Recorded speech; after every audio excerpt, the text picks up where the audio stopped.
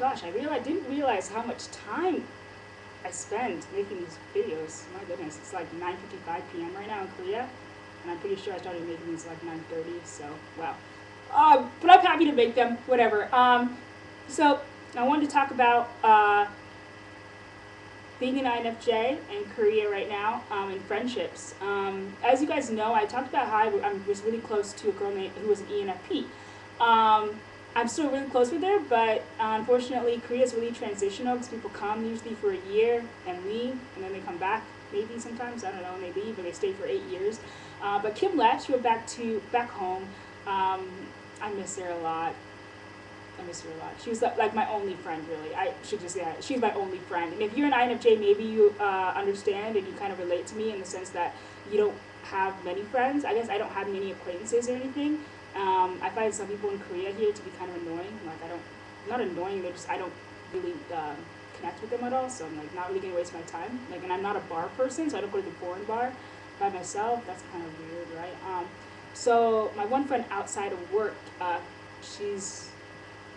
I realized how important it is as an INFJ to have friends that are extroverted or at least think outside themselves, like extroverted thinkers, I guess, because they always they speak with what's in their head. They'll say it out loud instead of internalizing, which is what I do. I really miss Kim, and I never said her name. Yeah, her name's Kim. I really miss her. And I think I missed her a lot because she really balanced me out. Like anything that I internalized, she always made lighter. Any issue I had in my life, she always just seemed to make it light. Like it wasn't that big of a deal, and I would make it a huge deal. And she'd be always, it was so flawless, so easy with her. She'd just be like, who cares? Or she'll, of course she'll put a listening ear on it, but she'll be like, it's not really a big deal. And if we didn't talk about it, it was pretty cool. If we didn't talk about it, then she would be she would say something really funny, or she would talk about her life, and it would be like seamless. Like I would just be like, and I'd laugh and I'd forget about my worries. So I realize now how important it is for me, and maybe it's my personality or just INFJs in general, to have friends, because it's a lot easier to realize there's a bigger world out there. So let's talk about work too. So I have a really good friend at work. Well, I don't really say really good. I mean, but we're good friends. Like she's a great person. But it's interesting how much we don't connect. It's kind of nice to have her side of things because she's an ES. She wavers on the T and the F, but a J, so ESTJ maybe, which is a personality type which I will never understand. Just because an ESTJ is not like my dad and my mom, but I mean it's got a lot of the same characteristics because she's an SJ. So her world is black and white. There's no gray. I don't know. It's very matter of fact, very realistic, not a dreamer at all, which is opposite of Kim. And it's really funny. We'd actually talk and we'd make diagrams, and Kim would be like, "My cup is like over half full. Like the water is spilling over the edge," and then Devin would be like, which is her name is Devin. She'd be like, "My cup is half empty all the time. I mean, I'm a realist. Yeah, the world sucks." And Kim would be like, "The world's awesome. I love the world. The world sucks. Yeah, the world's awesome." Like, it's really funny. And I was right in the middle. Like, if I was just with Devin, I would kind of drift her away. And if I was just with Kim, I would drift her away. And if I was with both of them, like we were eating lunch or something, I would stay right in the middle, really neutral, and just listen and observe. And we would talk about this all the time. We would vocalize it because we found that our partnership and our relationships were very interesting. But the balance was pretty cool, and it was fun to talk about issues and talk about the way we react to things. Like something happened at work, and David would be like, "I'd be so upset right now," and Kim would be like, "I'd be like, whatever," and I'd be in the middle like, whatever, kind of like, well, I mean, I could get really upset about this, or I couldn't, but I'm gonna kind of just stay neutral about it, and maybe I'll get mad for 5 seconds, but it's not a big deal. And I'd always kind of side with Kim. And side with her and her views and the way she saw things, because her world was very light and bright. And I liked that part of it. I didn't like seeking into the darkness, which I can do if I'm by myself. So I was like, I'd rather be happy and peppy and whatever.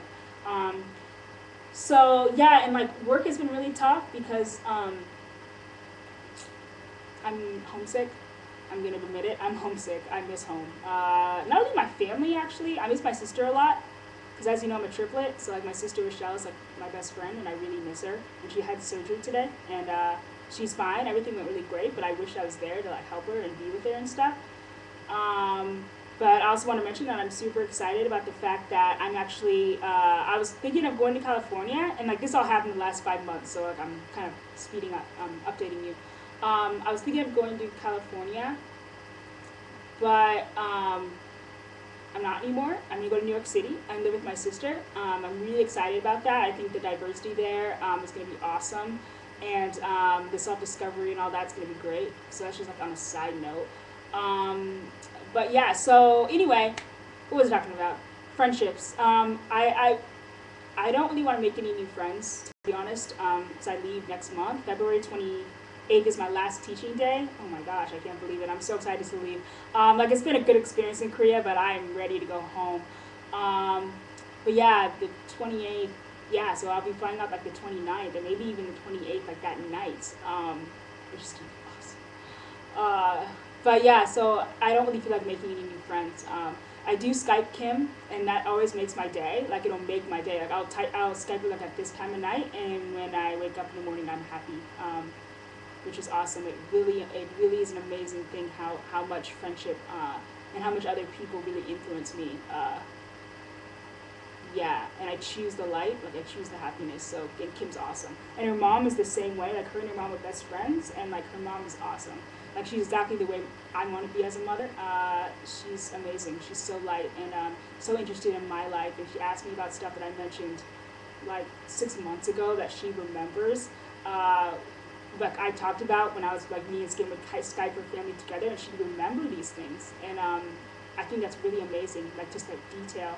And I would I laugh and like smile the entire time when I'm talking, and she'll be like, Rebecca, you like haven't stopped smiling since we started talking. And I'm like, I know, I'm just so happy, you know, just like the energy. I really like it. I soak it up. So I'm excited. I'm going to go visit her when I get back home. I'm really excited for the heat and the sun. So I'm going to go visit her and her family, and I'm really excited for that because it'll be like, we haven't missed a beat. Something that's really interesting is how like because she's an ENFP, she's really like scatterbrained.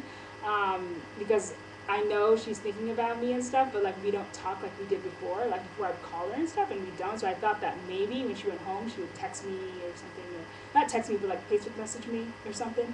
And she doesn't, but I know I'm on her mind. I know she cares about me, and like we're still really good friends. But like that INFJ in me, like really wants her to be like, hey Rebecca, how you doing all the time?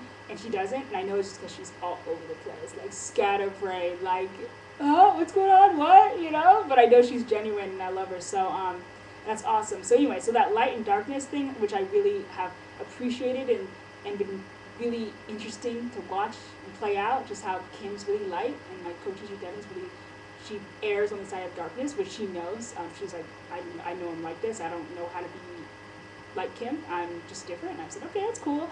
But I know that when I leave here and I go to New York City and I make friends, I'm going to definitely want to attract people into my life who are light and love and everything else. So yes, I post on INFJs and friends. INFJs out there, get friends, get good friends, get ENFPs. They're the best. Or just any NF type, but I think INFP would be really, INFJ, I mean, if you like get along, but you just be like sitting around in your sorrows all day. The nice thing about an ENFP, or maybe even an ENTP, or just people like that, I think ENTP and ENFP are my favorite types. And the reason they're so awesome is they really do bring you outside of yourself and show you the light in this world, and it's beautiful. So yeah, that's the end of this post. Check you guys out later.